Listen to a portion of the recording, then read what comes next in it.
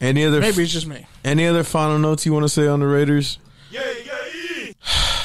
Well, it was fun while it lasted, I guess. And honestly, for them to leave bad and crappy, they're gonna take that. They're gonna take that karma to Vegas, and they're not gonna prosper. If you think it's gonna be better in Vegas, it's not. I think the part that makes me feel bad about it worse is the fact that they're not in the playoffs, and they're just an 8-8, floundering, 7-9, 6-10, young team, young mismanaged team. Because honestly, I really wouldn't have taken Clelin Ferrell 4th overall. That was a reach. He might be a bust only because he was taken way too high. There, I said it. I think that's the hardest part, though, for me, is that the team hasn't held up their end of the deal, especially this decade, one playoff berth. Khalil Mack. Bro, you're talking about a team, yes, the 90s were bad, but they weren't this bad. Yeah. They were still a competitive team, and it's even in this post-Al Davis era, it's they don't have the same game breakers that they used to have. They don't have that. Is their one scouting guy. department worse? Because it feels like it's worse. I feel like you passed on Jamarcus Russell over Adrian Peterson, Calvin Johnson. Okay, that hurts. But at least you wanted a franchise quarterback, and you picked a black QB who had insane athleticism. It's good. Just not the work ethic. It's good at finding Joes and gems, but it's just can't hit on elite talent. It can't hit in the first 2 rounds, and that's the first 3 rounds. The third round, the third round they get better as the draft. Carr was a fluke. Basically, the Raiders get better as the draft goes on. Honestly, I really think they do. I think they find better value. Brandon Parker. Oh, explain okay. That. Well, that's what I'm saying. 4th round is their sweet spot. Yeah, for sure. 4th round is their sweet spot. 3rd round is 60-40. They'll probably miss. Yeah. And first 2 rounds is 30-15. And then when they had a chance to build through the draft, they didn't. They passed on DeAndre Hopkins. I have all this. They passed on Daniil Hunter, who just set the record for fast. As I've always said, the biggest issue with them is that they built through the draft and then blew it up every other year. And it was the worst in Cleveland was. Why? That is what grinded my gears. It was why? Just to have 2 of your last seasons in Oakland be terrible? Just to give one more punch in the throat to the community that supported you through 2 decades of mediocrity? Why? And you got rid of Khalil Mack for what again? So Vegas is done. I'm done crying about it. There's nothing I can do about it. It's happening. It's here. I enjoyed it. I went to 3 Raiders games these last 5 years. I got to experience it. Those were 3 of the best days of my entire life. And I'm better for it. And I'm happy that it happened. But at the end of the day, they gotta fucking win. They shouldn't. Or I won't be a fucking fan. I'm serious. I won't be a fucking Vegas Raiders fan. My grandmother's listening, man. I'm kidding. She is, though. I'm kidding. Okay. Sorry, Grandma. We cuss on the show. We do. Love you, Grandma. Anyways. She hates the Raiders, too, so go ahead. Get your shit off. Honestly, she stopped watching. If they don't win a game, period? Or if they don't start becoming a successful franchise, it's over. There's no point in supporting the Raiders because they sold out their morals and their fan base. Well, they just took out a big-ass loan. They just took a big-ass loan from the NFL, $378 million. Pretty much, if this isn't that bad when you're getting a $1 billion stadium. And he's paying for 75% of it. No, he's not. Vegas is paying for 75% of it. Oh, shit, I thought he was... No, where is he going to get the money from? He ain't got money. That's why he's taking out a loan on the relocation. No, I thought the billionaire in Vegas was going to pay. Sheldon Adelson or whatever. I thought he was building it. Oh, he's just building it. He's not paying for it. Damn. Well, he's not. He's not paying for it per se. Yeah, that's what I meant. But his corporation, which operates and builds these large arenas and stadiums, is built. Handling that. Yeah, he has the racket on building shit in Vegas. Yeah, something like that. He's going to get most of his money and his clout just off of bringing people into the games. I honestly think, Mark Davis is going to just have to deal with the weight of this. Whatever happens, it's going to be all on him. His father's legacy is all on him, and I just want you to know you traded away. Literally Tommy Boy. You literally traded away like the Raiders version of Michael Jordan. And you're going to have to live with that because you chose Derek Carr. It's like if the Bulls had said, we'll pay Scotty, but we won't pay Michael. How do you think that would have worked out? We'll keep Shaq at the end of his career. We'll keep Shaq, but give away Kobe. And I'm telling you, when they gave away Charles Woodson, it was a different feel and vibe. Where it's like they gave away Charles Woodson, that was stupid. But he went to the Packers. No, he was a free agent. Did he go to the Packers? Didn't they trade him? He was a free agent. Oh, shout out to they traded him. But anyway, them letting him walk. I look at that. Namdi leaving. They just weren't going to pay him. It's whatever. It was the same thing with Woodson. Yeah. But that's what I'm saying is like. But you look at Khalil, it's like you pay him. You build around the gym. You actually got it right in the first round. You got it right.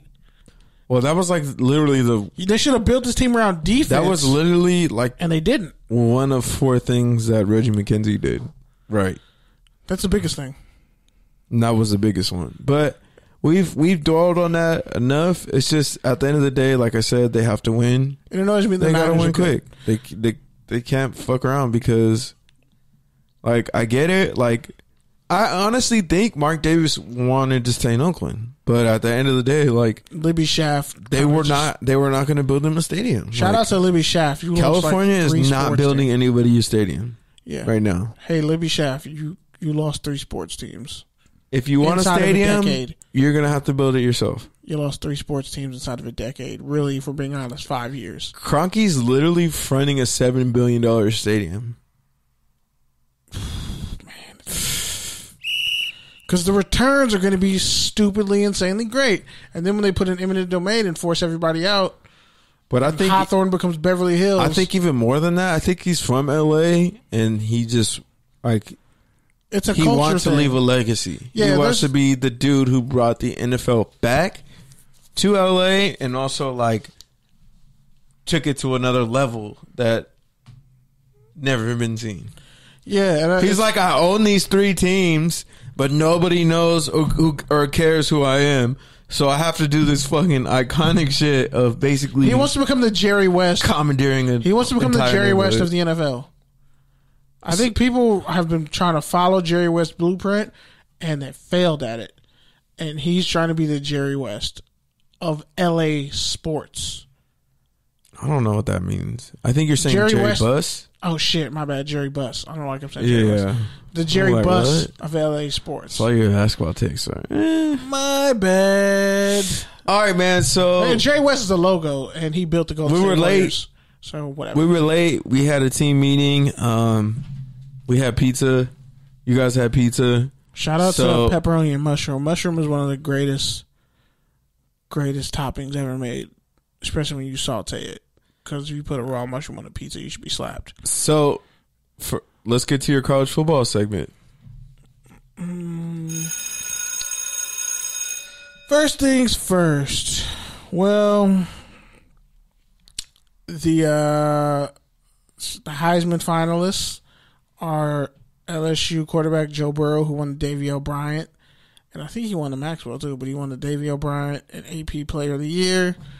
I'll probably get to the rest of those awards next week, but pretty much it's LSU versus Oklahoma. Yep. And then Clemson versus Ohio State.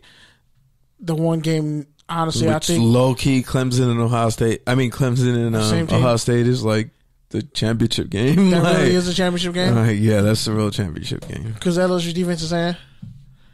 I mean, I think with the corners that Ohio State has and the defense Ohio State has, they would give it to LSU.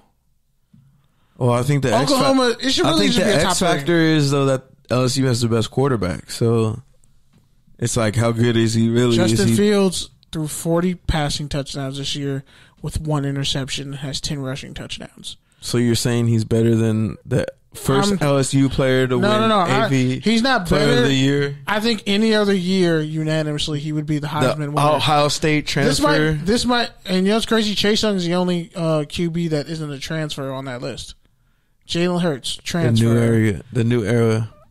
Yeah, Jalen Hurts, transfer. You talked about it for a long time. You basically said it's a popularity. It's a quarterback award and a popularity award.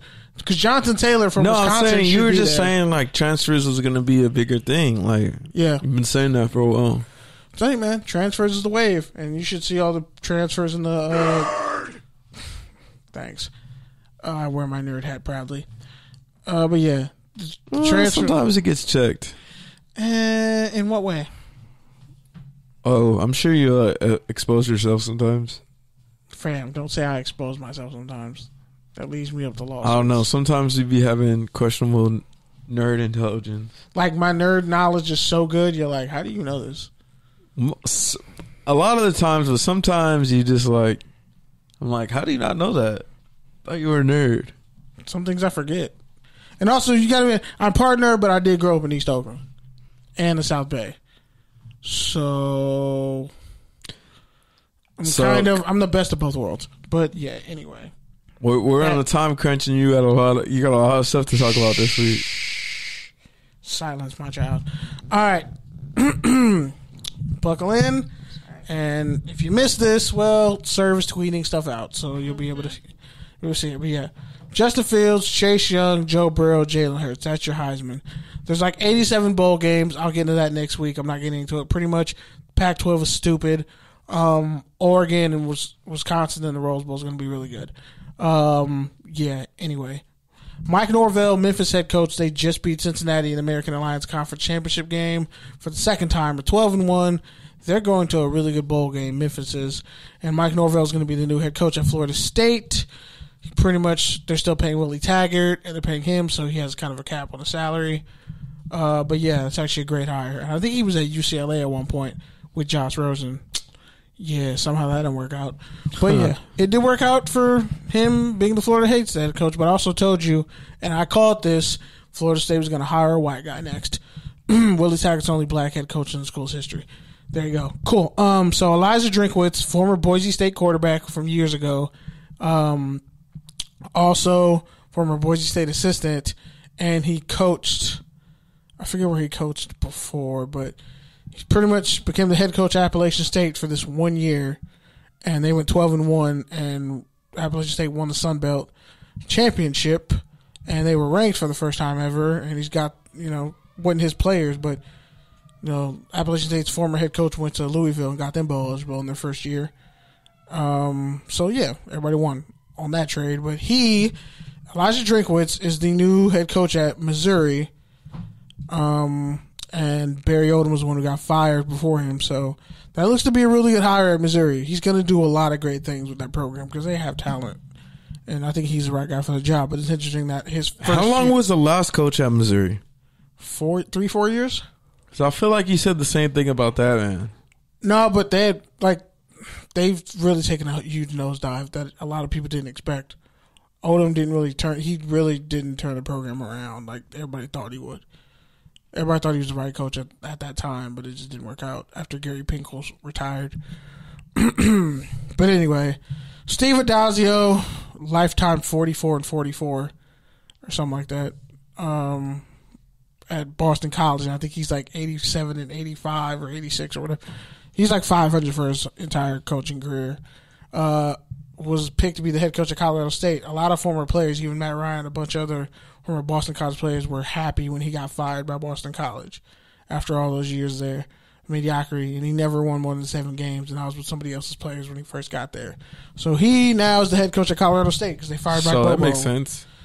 Yeah, Colorado State doesn't really mediocre. Yeah. And they fired Mike Bobo and hired Steve Addazio, old head. Anyway, Lane Kiffin. They're good for like a random wide receiver or undersized running back.